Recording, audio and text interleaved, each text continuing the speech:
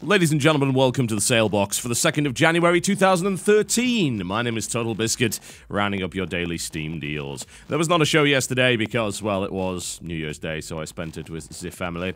And also comes down to the fact that, actually, all of the deals yesterday were repeats, which was really kind of rubbish, and you could very easily find the information in previous sale boxes. This is becoming significantly more common in the Steam sales. It's not something that we're really used to. It's unfortunate as well, because it's not quite as cool as it was in the previous years. There's still some good deals to be had, but when it comes to the daily deals, we're not seeing the really great discounts that we're used to. The flash sales seem to be the place to go to get an awful lot of really good sales, but they are also often repeats of daily deals. So yeah, it's not so great. If there are any hidden sales, I'll try and round them up towards the end of the show, which, of course, will be around the 5th of January, because I believe that's when the sale actually ends.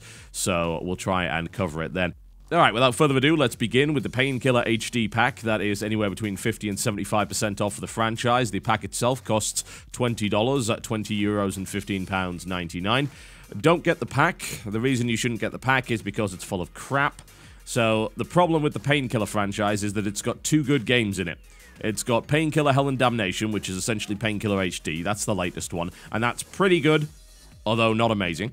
And then you've got Painkiller Black Edition. Now, Painkiller Black Edition is the best of the series. It comes with the original game and the expansion, and it is considered to be absolutely awesome. And there's a good reason for that, because it's essentially a straight-up shooter with great music, and it is nothing but arena after arena of combat. So if you're into the classic style of FPS, so Doom and Quake-esque, maybe a little bit of Duke Nukem, the good one, thrown in there for good measure, but you're not really into the exploration aspect of levels and things like that, then Painkiller is a good game for you. It doesn't really have the same great level design as the classic shooters, which is unfortunate because half the fun of the old FPS was the ability to explore the map. There are secrets to find, don't get me wrong, but you are essentially shepherded towards the next objective by a big red glowing arrow. And then, at that point, what you end up finding is that the arena will close itself off, make you fight a bunch of monsters, then send you to the next one, blah, blah, blah. That's pretty much how Painkiller works. However, the game does have some rather awesome weapons, great enemies, and is very, very fun indeed. Now, Painkiller Hell and Damnation, that's the latest one. That's currently also 50% off, which is a pretty good deal. There is, however, one thing you should bear in mind, something of a secret deal right here. Painkiller Hell and Damnation, currently on the EU Alienware Arena website, has a 66% off coupon that supposedly stacks to some degree with the current discounted Steam price. Yeah. So I put a link in the description below this video for you. There's a bunch of steps you have to go through, but that will allow you to pick up the game much cheaper. As a result of this additional discount, I would highly recommend grabbing it. So Painkiller Hell and Damnation is essentially Painkiller HD. And it's a remake. There have been some changes made, so there's a couple of extra weapons in there that I believe were taken from some of the not-so-good expansion packs. The game itself is still a lot of fun, the movement controls are still pretty good, and the multiplayer is well worth playing. However, the game is lacking some of the original levels, which means that you're essentially getting less content, even though it's a better-looking game. So, not ideal. It would be nice to see them actually put in all the levels rather than cut some of the stuff out, but there are some really good boss fights, and in general, the game is actually a lot of fun. As regards to the rest of them, which is Overdose, Redemption, Recurring Evil, Resurrection, Overdose is probably the best of the bunch, but suffers from long loading times and awful level design, as well as some very dodgy weapons, and everything else is just absolute garbage, and is absolutely not worthy of your time, so please, please do not buy that. Star Wars Knights of the Old Republic, 75% off across the board, so that's $2.49, €2.49, and £1.74 for both of those games. Which is better? There's going to be this eternal argument on this, and honestly, I believe that Knights of the Old Republic 2 is a better game. It was unfinished because, hey, Obsidian. It tends to happen, but Obsidian, in my opinion, has more interesting characters and better storytelling. Star Wars The Old Republic 1 was very much a straight-up game, and aside from the big twist, it's really not that interesting in terms of character development and the universe. It's a very standard Star Wars story, whereas Knights of the Old Republic 2 explores some of the darker aspects of the Force and some really interesting ideas. Now, what I will say about Knights of the Old Republic 2 is that the Restoration mod adds a ton of content to the game that was cut from the game in the first place. There's actually been a recent update of this, which adds a brand new planet, which is really quite fantastic, and I would strongly recommend that you go and have a look at it. It's very easy to find it. The Sith Lord's Restored Content mod is the name of it. You can find it on ModDB, and the latest update came out only a few short days ago, so I would recommend grabbing that and getting Knights of the Old Republic 2. Not to say that Knights of the Old Republic is a bad game, it's just kind of par the course in terms of Star Wars, and KOTOR 2 has better combat, it's got better characters, it's got better locations, in my opinion. That's just my opinion. Most people, I think, would probably disagree with me in terms of which is the better game, but they're both pretty good, assuming that you like the old idea of dice-rolling RPGs in real time with pausing. It's actually quite similar to the original Dragon Age in how that works, and it's still a bunch of fun. It's quite old, admittedly, and you will notice that it has not aged all that well. You would be well advised to head to PCGamingWiki.com for information on how to best get it running on modern systems. But as I said, it is a good series of RPGs. The Tomb Raider series, 75% off, taking it down to $15, 15 euros, and £10. What does this contain? Well, you're going to get all of the Tomb Raider games here, actually, because they recently put Tomb Raider 1 through 6 on Steam, and then you're going to get Legend, Anniversary, and Underworld. The bundle will actually save you a reasonable amount of money, so it's not a terrible idea. Admittedly, why you'd want to go back to Tomb Raider 1 right now is... I cannot really imagine. It's an old game. It's a very, very old game. I'm actually kind of surprised that it even runs on modern systems.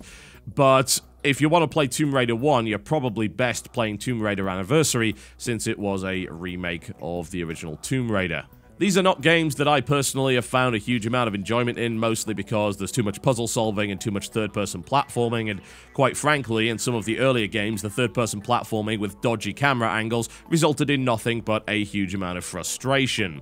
If I were to pick and choose, I'd probably grab either Underworld or Anniversary on their own, because everything's 75% off, everything costs the same.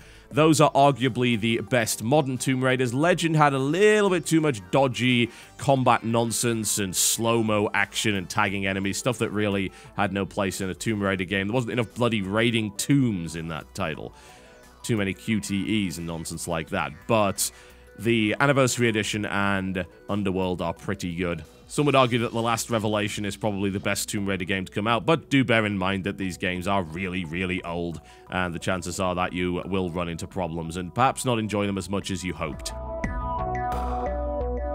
The Sniper Elite franchise, 75% off, taking it down to $12.50, €12.50 in Tier 1, $8.74 in Tier 2, and £7.49. It contains, as you might imagine, the Sniper Elite franchise, that being Sniper Elite 1 and 2. Which is better? Well, it would be Sniper Elite 1. That's actually a really, really good game, and you're probably best just grabbing that, honestly. And Sniper Elite V2 is a game that I really did not like all that much. The multiplayer was incredibly dull, and the main problem I really had with the game is that it didn't actually allow you to be a stealthy sniper at all. There weren't really all that many ways of executing missions in a stealthy manner because they were highly linear and essentially forced you to gun down a ton of troops, which is not really what Sniper Elite was all about in the first place. Sniping is very satisfying in the game, don't get me wrong, but it wasn't what I was looking for in a sniping game. It seemed to have fallen into the trappings of being a third-person World War II shooter with some sniping elements. There wasn't enough exploration, there weren't enough buildings that you could actually go in. You couldn't really approach objectives via your own path because you were forced down a pretty narrow corridor, and it seemed like all of the enemies in the area knew exactly where you were as soon as you fired your first shot. This included the use of silent weapons, I might add. So, yeah, it wasn't exactly all that great. The original Sniper Elite is actually fantastic and was a ton of fun and won't cost you very much at all. So, you may want to go for that if you're looking for a sniper experience. The original is still very much a viable game, and I would highly recommend it. Magicka, 75% off. This has been in every sale ever. $2.50, €2.50, and £2. Alright, so this one is an action RPG of sorts whereby you mix elements in order to create magical attacks, and it's best played with 3 other people with a sense of humor because it's a funny game, and it is also a game that I would not necessarily say encourages, but it really can't be avoided, the notion of killing your friends. There are many, many ways for things to go horribly wrong in Magicka, and that is why Magicka is funny. That's why Magicka is a ton of fun. This game is an absolute blast with friends. It is not so good on your own. If you're looking to play single player, then Magicka is really not that much fun. It is very much balanced around the idea of co-op. Also bear in mind that while they did fix a ton of problems with this game, it is still a bit buggy. This is a bunch of students that made their own engine, and it's got some problems in it. If you happen to be using integrated graphics cards, chances are it will not work. So that's something to carefully consider if you happen to want to play this game on a laptop.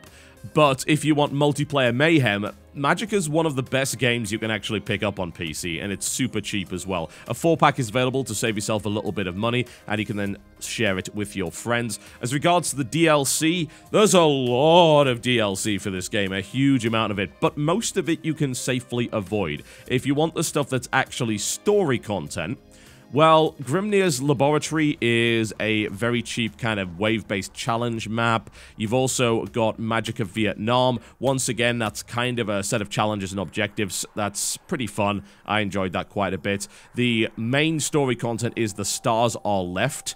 That is a Cthulhu-inspired set of missions, and The Other Side of the Coin as well is also a really good mission pack. Those are the DLC that you want to buy if you want more Magicka. The rest of it is mostly multiplayer maps and item packs. You don't really need them.